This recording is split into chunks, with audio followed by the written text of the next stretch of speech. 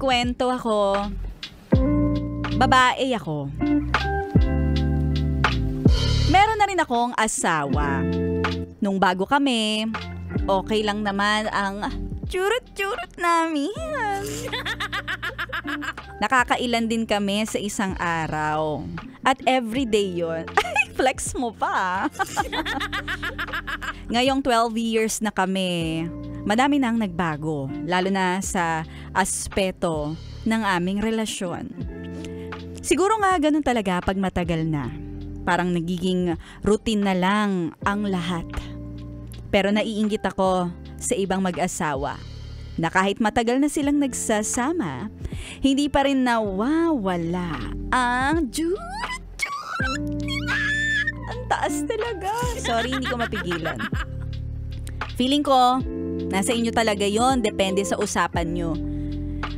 Minsan na nga lang namin ginagawa. Tapos hindi pa ako na sasatisfy. May isang beses na fake ko na lang ang lahat. Yung aking mga ungulero't ungulerang kunyari na lang na nagugustuhan ko para di siya mawalan ng gana. Pero paano naman ako, di ba?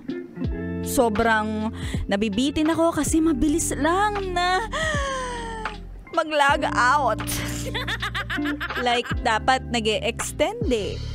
Ako nag-e-explore pa lang. Tapos siya, wala na. Finish na.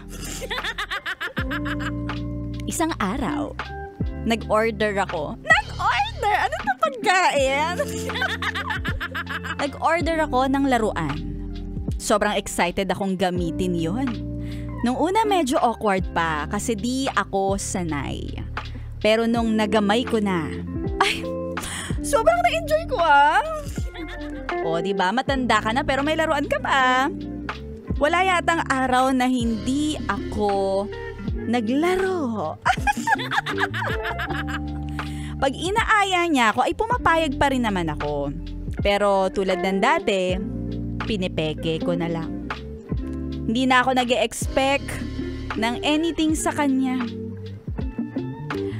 Ang tanong ko lang, tama ba yung ginagawa ko?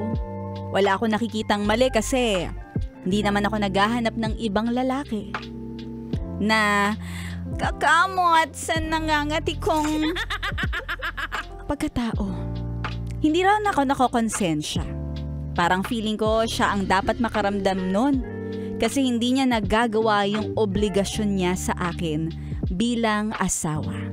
Kahit minsan, pagod ako at wala sa mood, basta gustuhin niya, okay lang sa akin. Ayoko rin kasi na magkadahilan siya para maghanap ng iba.